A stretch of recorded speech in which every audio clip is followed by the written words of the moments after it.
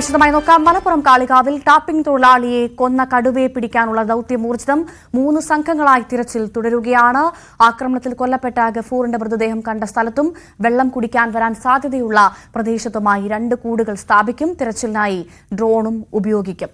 കടുവ ആക്രമണങ്ങളിൽ ഗഫൂറിന് കഴുത്തിൽ ആഴത്തിൽ മുറിവേറ്റതായി പോസ്റ്റ്മോർട്ടം റിപ്പോർട്ടിൽ പറയുന്നു. നമ്മൾ 3 ടീമായിട്ട് ഓരോ ടീമിലും 20 പേരെ വെച്ചിട്ട് റാപ്പിഡ് റെസ്പോൺസ് ടീമിന് തെരച്ചിലിന് വേണ്ടിയിട്ട് കോമ്പിംഗ് ഓപ്പറേഷന് വേണ്ടിയിട്ട് ഇറക്കിയിട്ടുണ്ട്.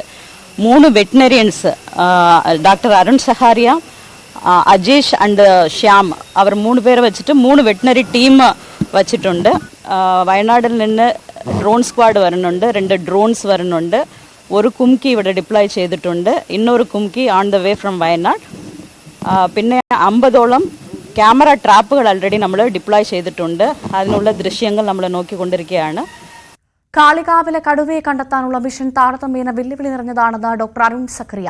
ആനകളും തെർമൽ ഡ്രോണുകളും ദൌത്യത്തിൽ നിർണായകമാണ്. ദൌത്യം എത്ര ദിവസം നീളുമെന്ന് പറയാനാകില്ലെന്നും ഡോക്ടർ അരുൺ സക്കറിയ ന്യൂസ് 18നോട്.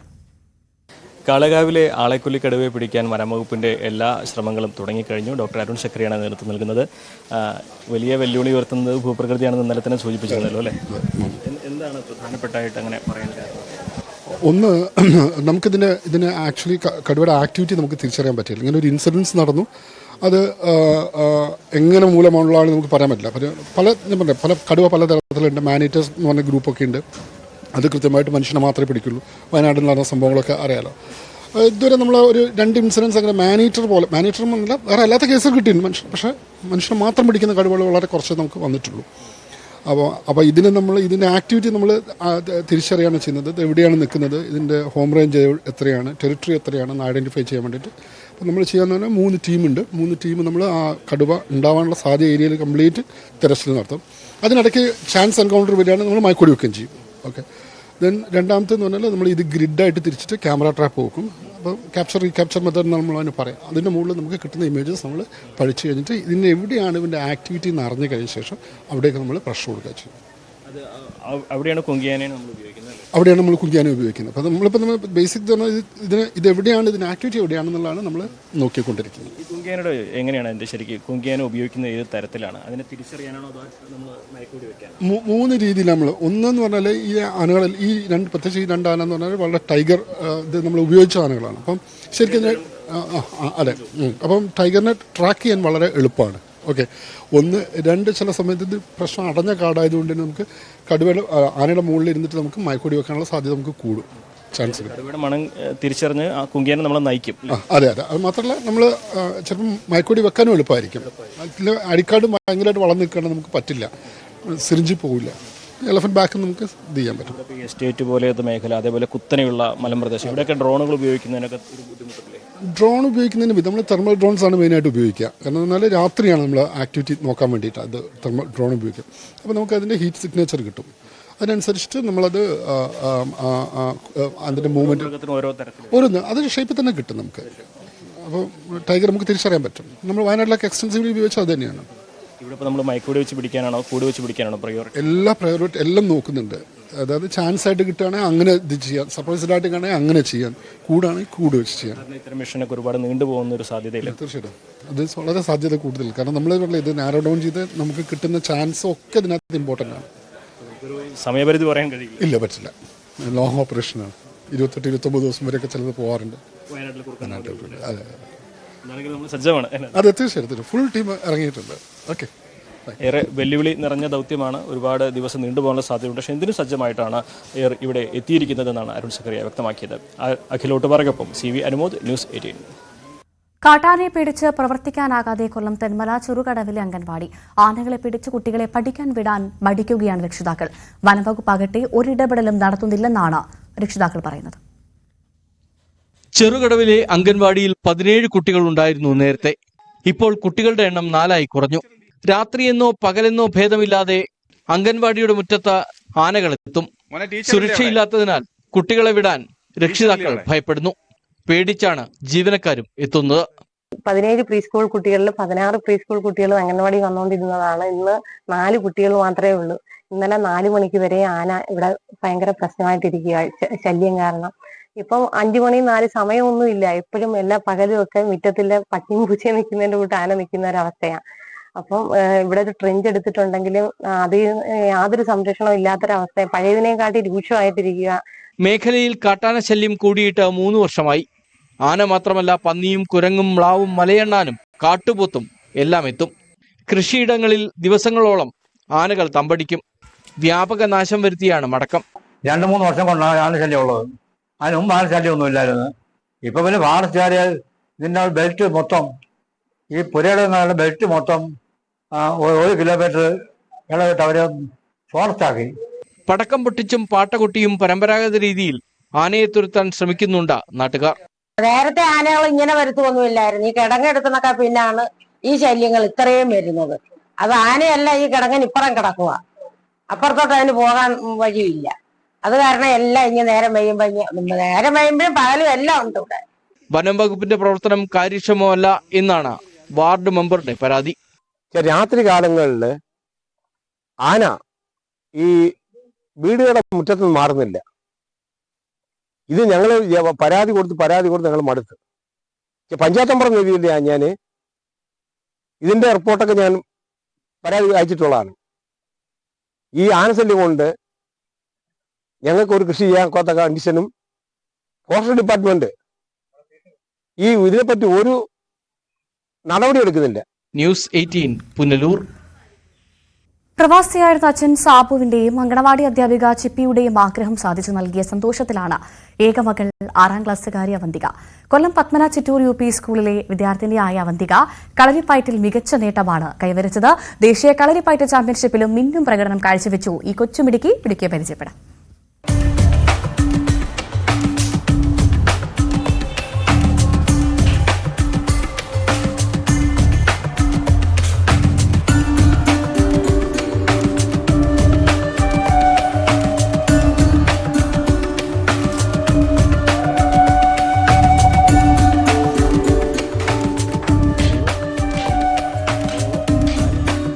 അഞ്ചു വയസ്സു മുതലാണ് അവന്തിക കളരിപ്പയറ്റ് പരിശീലനം തുടങ്ങിയത്. പന്മനമനയിലെ കൃഷ്ണായനത്തിൽ ശശിധര ഗുരുക്കളുടെ ശിക്ഷണത്തിലാണ് അവന്തിക കളരിപ്പയറ്റ് പരിശീലിക്കുന്നത്. ഹൈദരാബാദിൽ നടന്ന നാഷണൽ കളരിപ്പയറ്റ് ചാമ്പ്യൻഷിപ്പിൽ 2 സ്വർണം, 3 വെള്ളി, 1 വെങ്കലം എന്നിവയാണ് അവന്തിക സ്വന്തമാക്കിയത്.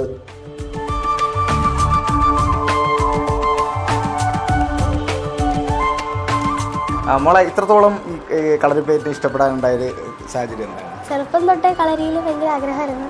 പിന്നെ അച്ഛൻ കരാട്ടെ പഠിച്ചിട്ടുണ്ട്. അപ്പം അച്ഛൻ്റെയും ഭയങ്കര ആഗ്രഹമായിരുന്നു കളരി പഠിക്കണം. ഈ മത്സരങ്ങളിലൊക്കെ പങ്കെടുത്ത് എങ്ങനെയാണ് ഈ ചെറുപ്രായത്തിൽ ഇത്രത്തോളം മത്സരങ്ങളിലൊക്കെ? അത് കൂടുതൽ സപ്പോർട്ട് ചെയ്ത അച്ഛനാണ്. പിന്നെ പ്രാക്ടീസ് എല്ലാം ചെയ്യിപ്പിക്കുന്ന ആശാനാണ്. പിന്നെ വീട്ടിൽ ഒന്ന് പ്രാക്ടീസ് ചെയ്യിപ്പിക്കുന്ന അല്ല അച്ഛൻ. ഈ പഠിത്തത്തോടൊപ്പം ഇതിനൊക്കെ എപ്പോഴാണ് സമയം കണ്ടെത്തുന്നത്? അത് വെക്കേഷനിൽ കൂടുതലും ചെയ്യും. പിന്നെ വൈകിട്ട് ഒന്ന് ചെയ്യും, അല്ലെങ്കിൽ രാവിലെ. അപ്പം കൊച്ചു മിടുക്കിയാണ്, 6ാം ക്ലാസ് വിദ്യാർത്ഥിനിയാണ്. ഈ മിടുക്കിയെ പഠിപ്പിക്കുന്ന ആശാൻ നമ്മളോടൊപ്പം ചേരുകയാണ്. നമുക്ക് ചോദിച്ചറിയാം. ഒരുപാട് കുട്ടികൾ വരുന്നുണ്ട്. അതിൽ 100 പേര് വരുമ്പോൾ അതിൽ 25 പേരെ നമുക്ക് കൃത്യമായി കിട്ടാറുള്ളൂ. കാരണം എന്ന് വെച്ചാൽ നമ്മളെ രീതിയിൽ പഠിച്ചു കയറുന്ന 25 കുട്ടികളെ കിട്ടാറുള്ളൂ. അതിലൊരാളാണ് അയാൾ. അപ്പോൾ അത് എത്രയും നല്ലോണം അത് വീട്ടിൽ വന്ന് പ്രാക്ടീസ് ചെയ്യുന്നത് നമുക്കൊരു പ്രധാനമായ ഒരു ഘടകമാണ്. കളരിയിൽ ഇപ്പോൾ ആഴ്ച 3 ദിവസമേ ഉള്ളൂ. അവിടെ 1 മണിക്കൂറോ 2 മണിക്കൂറേ കാണത്തുള്ളൂ.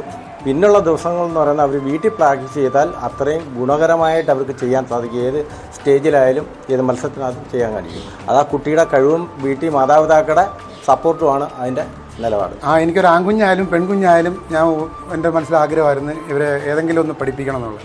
അപ്പോൾ ഇപ്പോൾ എല്ലാവരും ചോദിച്ച് ഞാൻ കരാട്ടയായിട്ട് എന്താ കളരിക്ക് വിട്ടേന്ന്. അപ്പോൾ എൻ്റെ ഒരു ഇതെന്ന് പറഞ്ഞാൽ കളരി ആകുമ്പോൾ കുറേ കൂടെ ഫ്ലെക്സിബിലിറ്റി അല്ലേ. അപ്പോൾ ഫ്ലെക്സിബിലിറ്റി കഴിഞ്ഞതിന് ശേഷം ഒരു 10-20 വയസ്സൊക്കെ കുറച്ച് കഴിഞ്ഞതിന് ശേഷം കരാട്ടയ്ക്കും വിടത്തില്ലെന്നല്ല. അപ്പോൾ ഇപ്പോൾ ഏറ്റവും നല്ലത് ഫ്ലെക്സിബിലിറ്റിക്ക് കളരിയാന്ന് തോന്നി. അങ്ങനെ അതുകൊണ്ട് കളരിക്ക് വിട്ട് നോക്കിയപ്പോൾ നല്ല അവൾക്ക് അതിനകത്തോട് നമ്മൾ നിർബന്ധിക്കുകയല്ല, പറയുന്നെങ്കിലും അവളത് അംഗീകരിക്കുന്നുണ്ട്. അവൾക്കത് ഇഷ്ടവും തോന്നി. അത് ഏത് കുട്ടികളായാലും നമ്മളൊന്നും രക്ഷിതാക്കളൊന്നും അങ്ങോട്ട് പ്രസ് ചെയ്ത് പറയാതിരിക്കുന്നതാണ് നല്ലത്. അവരുടെ മനസ്സിലും കുറച്ച് ഇതുണ്ടെങ്കിലല്ല. അപ്പം നോക്കിയപ്പോൾ അവൾക്കും നല്ലോണം ചെയ്യും. ഇപ്പോൾ ഇന്ന് ക്ലാസ് പഠിപ്പിക്കുന്ന എന്തെങ്കിലും ആണെങ്കിൽ അത് പെട്ടെന്ന് തന്നെ അവൾ പഠിക്കും. പിന്നെ ഈ വർഷം സ്റ്റേറ്റ് ചാമ്പ്യനായി. പിന്നെ അതിലുപരി നമുക്ക് പെട്ടെന്നായിരുന്നു ചേട്ടൻ തന്നെ വിളിച്ച് പറഞ്ഞ് 5 ദിവസമേ ഉള്ളൂ നാഷണലിൽ പോകുന്നുണ്ട്. അപ്പോൾ ഞങ്ങൾക്ക് ഈ വയസ്സ് കുറവായതുകൊണ്ട് പോകാൻ പറ്റുമോ എന്നുള്ള അറിയില്ലായിരുന്നു. അപ്പോൾ പറഞ്ഞ് 14 വയസ്സിന് ഉള്ള, അപ്പോൾ നമുക്ക് 11 വയസ്സ്. എന്നാലും അങ്ങനെ പോയി. അവിടെ പോയ ഒരു ഇച്ചിരി ഏത് ആൾക്കാർക്ക് ഇച്ചിരി പാടുള്ള ഒരു പരിപാടി അവിടെ എത്തിപ്പെട്ടതെന്ന് പറഞ്ഞാൽ അവർക്ക് ആദ്യം ഒരു ഇതുണ്ടെങ്കിലും പിന്നെ മത്സരത്തിന് ഇറങ്ങിക്കഴിഞ്ഞാൽ ഞാൻ ഇപ്പോഴും വന്നപ്പോൾ നേരത്തെ പറഞ്ഞില്ല അവർക്ക് എന്തോ ഒരു എനർജി ഉണ്ട്. അതുപോലെ ചെയ്ത് ദൈവം സഹായിച്ച് അവിടെ നല്ല രീതിയിൽ പെർഫോമൻസ് ചെയ്യാൻ പറ്റി. ഇതിലും നല്ലതായിട്ട് അടുത്ത വർഷം വരട്ടെ എന്നുള്ള ആഗ്രഹമുണ്ട്. ഹൈദരാബാദിൽ നടന്ന നാഷണൽ വിഭാഗം കളരിപ്പയറ്റിൽ 2ാം സ്ഥാനം നേടിയതിൻ്റെ വളരെ സന്തോഷത്തിലാണ് നമ്മുടെ അവന്തിക. വരും കാലങ്ങളിൽ നല്ല രീതിയിൽ പ്രാക്ടീസ് ചെയ്ത് വീണ്ടും 1ാം സ്ഥാനത്തേക്ക് എത്താനുള്ള തീവ്ര പരിശ്രമത്തിൽ തന്നെയാണ്. S Vineesh, news 18 Kottarakkara. ഇടുക്കി ഹൈറേഞ്ചിന്റെ കവാടവും അഭിമാനവുമായ ദക്ഷിണേന്ത്യയിലെ ആദ്യ ആർച്ച് പാലത്തിന് 90 വയസ്സ്. പെരിയാറിന്റെ കുറുകെ 1930കളിൽ പണി കഴിപ്പിച്ച നേര്യമംഗലം പാലമാണ് ഇന്നും എന്നും പുതുമയോടുകൂടി നിലനിൽക്കുന്നത്. കേരളത്തെ പിടിച്ചുലച്ച 2 മഹാപ്രളയങ്ങളുടെ അതിജീവനത്തിന്റെ നേർചിത്രം കൂടിയായ നേര്യമംഗലം പാലവും പരിസരങ്ങളും സഞ്ചാരികളുടെ ഇഷ്ടകേന്ദ്രം കൂടിയാണ്. ഇടുക്കിക്കാർക്ക് നേര്യമംഗലം പാലം ഒരുപാട് ഓർമ്മകൾ നൽകുന്ന പാലമാണെങ്കിൽ മറ്റുള്ളവർക്കും സഞ്ചാരികൾക്കും ഈ പാലം പെരിയാറിനു മുകളിൽ വനത്തോട് ചേർന്നുള്ള കൗതുക നിർമ്മിതി കൂടിയാണ്. ഇതുവഴി ഒരിക്കലെങ്കിലും കടന്നുപോയ ഏതൊരാൾക്കും ഈ പാലത്തെ മറക്കാനാകുമോ എന്നതും സംശയമാണ്. അത്രയേറെ ഓർമ്മകളിൽ തങ്ങി നിൽക്കുവാൻ കഴിയുന്ന ഒരു കൗതുക അനുഭവമാണ് നേര്യമംഗലം പാലം സമ്മാനിക്കുക.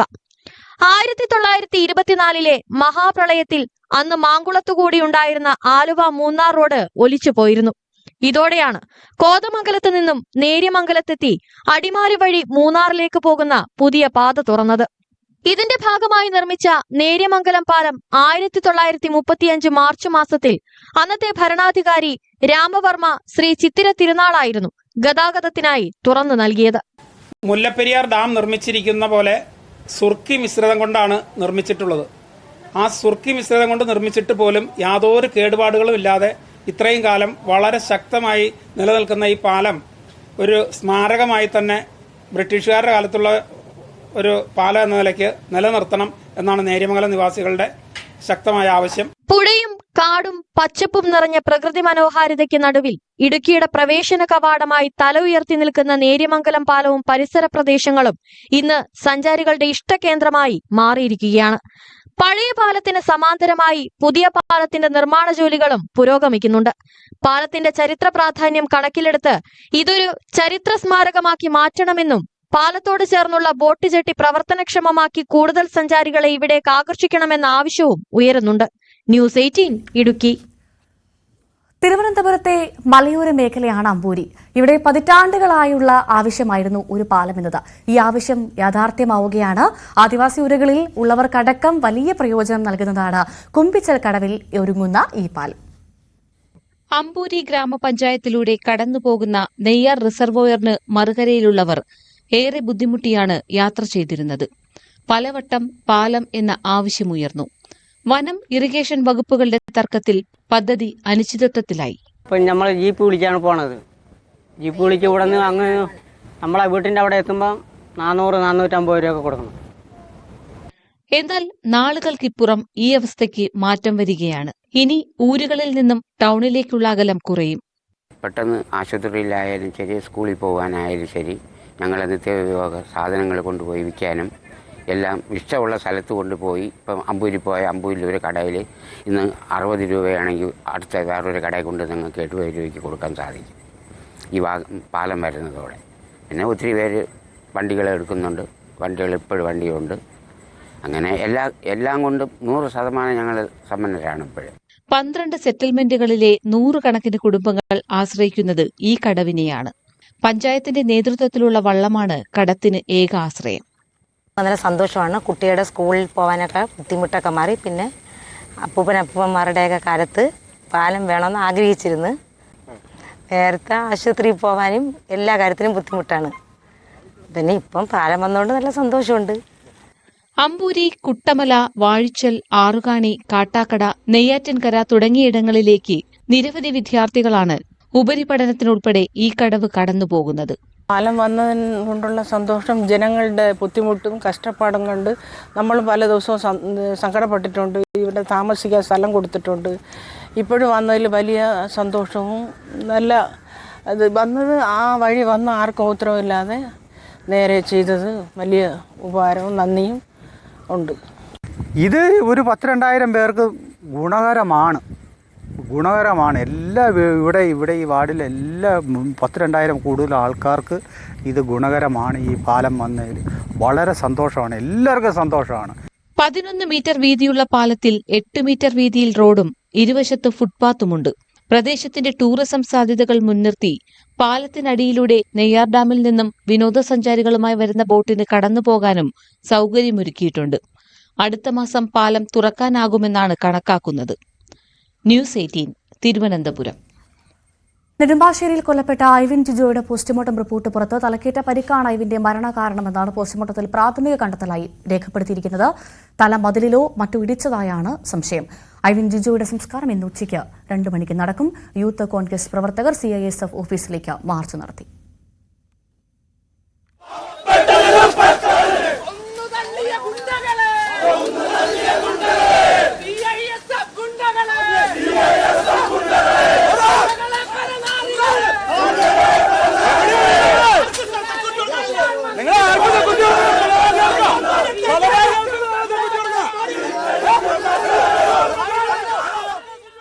അജ്ഞ രവീന്ദ്രൻ ചേരുന്നു. അജ്ഞ, കൂടുതൽ വിവരങ്ങൾ.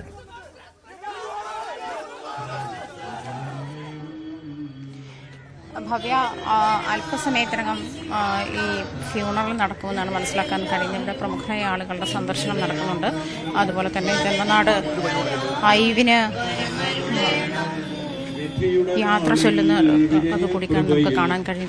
അവരുടെ മത ചടങ്ങുകൾ പ്രകാരമുള്ള പ്രാർത്ഥനകളാണ് നടക്കുന്നത്. ആ ചടങ്ങുകളാണ് നടക്കുന്നത്. അതുപോലെ ഐവിൻ സുഹൃത്തുക്കളും ബന്ധുക്കളുമായ ആളുകൾ, നാട്ടിലെ പ്രമുഖരായ ആളുകൾ തുടങ്ങിയവരെല്ലാം ഇവിടെ ചടങ്ങിനെത്തിയിട്ടുണ്ട്. അല്പസമയത്തിനുള്ളിൽ പ്രതിപക്ഷ നേതാവും ഐവിനെ സന്ദർശിക്കാൻ എത്തുമെന്നാണ് മനസ്സിലാക്കാൻ കഴിയുന്നത്.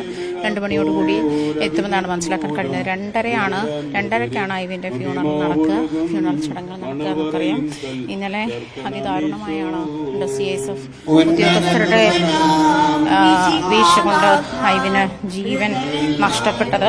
ഐവിന്റെ കുടുംബത്തിന് ഒരു 24-കാരനായ മകന്റെ മേലുള്ള എല്ലാ പ്രതീക്ഷകളും അവസാനിച്ചുകൊണ്ടാണ് ക്രൂരകൃത്യം അവർ നിർവഹിച്ചത്. ഈ 2 CSF ജവാന്മാരും അറസ്റ്റിലാണ്, കസ്റ്റഡിയിലാണ്. അല്പസമയത്തിനുള്ളിൽ 3 മണിയോടുകൂടി അവരെ കോടതിയിൽ ഹാജരാക്കുമെന്നാണ് മനസ്സിലാക്കാൻ കഴിയുന്നത്. ഇതിലൊരാളെ നാട്ടുകാർ മർദ്ദിച്ചതിനെ തുടർന്ന് ആശുപത്രിയിലായിരുന്നു. തുടർന്ന് അയാൾക്ക് ആരോഗ്യ പ്രശ്നങ്ങളൊന്നുമില്ല എന്ന പ്രാഥമിക റിപ്പോർട്ടിന്റെ അടിസ്ഥാനത്തിൽ അവരെ പോലീസ് കസ്റ്റഡിയിലെടുത്ത് അറസ്റ്റ് രേഖപ്പെടുത്തിയിട്ടുണ്ട്. അതുപോലെ തന്നെ ഇന്നലെ തന്നെ മറ്റൊരു ഉദ്യോഗസ്ഥനായ മോഹൻകുമാറിന്റെ അറസ്റ്റ് ഇന്നലെ തന്നെ രേഖപ്പെടുത്തിയിരുന്നു. 1.5 കിലോമീറ്ററോളം ദൂരത്തിൽ ബോണറ്റിൽ വെച്ച് വളരെ സ്പീഡിൽ വണ്ടി ഓടിച്ചാണ്. അതായത് നാട്ടുകാർ കേൾക്കുന്നത് ആരെയോ തട്ടിക്കൊണ്ടു പോകുന്നു, ഐവിന്റെ നിലവിളി കേൾക്കുമ്പോൾ ആരെയോ തട്ടിക്കൊണ്ടു പോകുന്നു എന്ന് വിചാരിച്ചാണ് ആളുകൾ ഇറങ്ങി ഓടിക്കൂടുന്നതും. സഡൻ ബ്രേക്ക് ഇട്ട് ഐവിനെ നിലത്തേക്കിട്ടിട്ട് വണ്ടി അദ്ദേഹത്തിന്റെ ശരീരത്തിലൂടെ കയറ്റി ഇറക്കുന്ന സാഹചര്യമുണ്ടായി. ആംബുലൻസിലല്ലാതെ അദ്ദേഹത്തെ ചികിത്സയ്ക്ക് കൊണ്ടുപോകാൻ പറ്റാത്ത സാഹചര്യം കൂടി ഉണ്ടായിരുന്നു എന്നും ദൃക്സാക്ഷികൾ ചെയ്തിട്ടുണ്ട്. അതേസമയം ഇന്ന് യൂത്ത് കോൺഗ്രസ് CISF ഹെഡ്ക്വാർട്ടേഴ്സിലേക്ക് പ്രതിഷേധ മാർച്ച് നടത്തിയിട്ടുണ്ട്. പ്രതിഷേധ മാർച്ച് അതിനുശേഷം അതായത് CSF ജവാന്മാർക്കെതിരെയുള്ള വലിയ പരാതികൾ നാട്ടുകാർക്കിടയിൽ വരുന്നുണ്ട്, ആ പ്രദേശത്ത് വരുന്നുണ്ട്. അതേ തുടർന്നെല്ലാം പ്രതിഷേധം ശക്തമായിക്കൊണ്ടിരിക്കുന്ന സാഹചര്യമാണ്. ഈ പ്രതികളെ ഹോസ്പിറ്റലിലേക്ക്, അതായത് ഹോസ്പിറ്റലിലേക്ക് എത്തിക്കുന്ന സമയത്തും വലുതായിട്ട് നാട്ടുകാർ ക്ഷുഭിതരായ സാഹചര്യം ഉണ്ടായിട്ടുണ്ട്. അതുകൊണ്ട് തന്നെ വലിയ സുരക്ഷാ സന്നാഹങ്ങളായിരുന്നു പോലീസ് CSF ഉദ്യോഗസ്ഥർക്ക് വേണ്ടി ഒരുക്കിയിരുന്നതെന്നാണ് മനസ്സിലാക്കാൻ കഴിയുന്നത്. എന്തായാലും ഇന്നലെ മിനിഞ്ഞാന്ന് രാത്രിയോട് കൂടിയാണ് ഈ ഒരു സംഭവം ഉണ്ടാകുന്നത്. വിമാനത്താവളത്തിൽ കാറ്ററിംഗ് ജീവനക്കാരനായ ഷെഫായ ഐവിനെ വിദേശത്തേക്ക് ജോലി സാധ്യതകളെപ്പറ്റി സ്വപ്നം കണ്ടെന്ന ഒരു ചെറുപ്പക്കാരനെ അതിദാരുണമിതം ചെറിയ ഒരു റിഫ്റ്റിന്റെ പേരിൽ ഒരു സൈഡ് കൊടുക്കുന്ന പ്രശ്നവുമായി ബന്ധപ്പെട്ടുള്ള തർക്കത്തിൽ ഇല്ലായ്മ ചെയ്തിരിക്കുകയാണ്. ജന്മനാട് വിട നൽകുന്ന ഒരു സാഹചര്യമാണ് നമ്മളിപ്പോൾ കാണുന്നത്. അദ്ദേഹത്തിൻ്റെ ഫ്യൂണറലിൻ്റെ സംസ്കാരത്തിൻ്റെ അന്തിമഘട്ടത്തിലേക്ക്, അതായത് ചടങ്ങുകളുടെ അന്തിമഘട്ടത്തിലേക്ക് കടന്നിരിക്കുകയാണ്. മതാചാരപരമായ ചടങ്ങുകളാണ് നടക്കുന്നത്. ബന്ധുക്കളും സുഹൃത്തുക്കളുമായ ആളുകളെല്ലാം ഇവിടെ എത്തിയിട്ടുണ്ട്. ഭവ്യ. ആജ്ഞ രവീന്ദ്രനാണ് വിവരങ്ങൾ നൽകിയത്. ഇടുക്കി അടിമാലി മച്ചിപ്ലാവ് അംഗൻവാടിക്ക് പുതിയ കെട്ടിടം ഒരുങ്ങുന്നു. മച്ചിപ്ലാവ് സ്വദേശി TF ജോസഫ് സൗജന്യമായി നൽകിയ സ്ഥലത്താണ് സ്മാർട്ട് അംഗൻവാടി ഉയരുന്നത്. സ്മാർട്ട് അംഗൻവാടി കെട്ടിടത്തിന്റെ നിർമ്മാണോദ്ഘാടനം ജില്ലാ പഞ്ചായത്ത് അംഗം സോളി ജീസസ് നിർവഹിച്ചു. 20 വർഷത്തിലധികമായി അടിമാലി മച്ചിപ്ലാവ് സ്കൂൾ പടിയിലെ 63-ാം നമ്പർ അംഗനവാടി ഒറ്റമുറി കെട്ടിടത്തിൽ പരിമിതമായ സ്ഥലത്താണ് പ്രവർത്തിച്ചിരുന്നത്. അംഗൻവാടിക്ക് കെട്ടിടം പുനർനിർമ്മിക്കണമെന്ന ആവശ്യം ഏറെ നാളായി നാട്ടുകാർ ഉന്നയിച്ചിരുന്നു. സ്ഥലം ലഭ്യമല്ലാത്തതിനാലാണ് കെട്ടിട നിർമ്മാണം തുടങ്ങാൻ കഴിയാതെ പോയത്. മച്ചിപ്ലാവ് സ്വദേശി TF ജോസഫ് 6 സെന്റ് ഭൂമി സൗജന്യമായി നൽകിയതോടെ കെട്ടിട നിർമ്മാണത്തിന് തുടക്കമായി. കെട്ടിട നിർമ്മാണോദ്ഘാടനം ജില്ലാ പഞ്ചായത്ത് അംഗം സോളി ജീസസ് നിർവഹിച്ചു. 6.5 സെന്റ് സ്ഥലം ഇവിടെ തൊട്ടുവല്ല് ജോസഫ് ഏട്ടൻ്റെ സ്ഥലം നമുക്ക് ഈ അംഗൻവാടിക്ക് വേണ്ടിയിട്ട് വിട്ടു തന്നിരിക്കുകയാണെന്ന് അറിഞ്ഞു. അതുകൊണ്ട് ഞാൻ ആ ഫണ്ട് അവിടെ നിന്ന് ഇങ്ങോട്ട് മാറ്റി. ആദ്യം 22 ലക്ഷം രൂപയാണ് അവിടെ വെച്ചായിരുന്നത്. അവിടെ സ്ഥലം കിട്ടാത്തതുകൊണ്ട് വീണ്ടും അത് ആ ഫണ്ട് ഒഴിവായി പോയായിരുന്നു. വീണ്ടും രണ്ടാമത് ഞാൻ വേറെ ഫണ്ട് വെച്ച് ആണ് ഇവിടെ ഈ അംഗൻവാടിക്ക് വേണ്ടിയിട്ട് പ്രയോജനപ്പെടുത്തിയത്. ജില്ലാ പഞ്ചായത്ത് അനുവദിച്ച 25 ലക്ഷം രൂപ ചെലവിട്ടാണ് നിർമ്മാണം. മിൽമ ഡയറക്ടർ ബോർഡ് അംഗം Paul Mathew, DCC general secretary KA Jesus, Sibu Appachan എന്നിവർ പങ്കെടുത്തു. ന്യൂസ് 18 ഇടുക്കി. ഇനി ഇടവേളയ്ക്ക് ശേഷം സ്പോട്ട് ലൈവ് കാണാം. ആര്യാർ ദേവൻ ചേരും. നമസ്കാരം.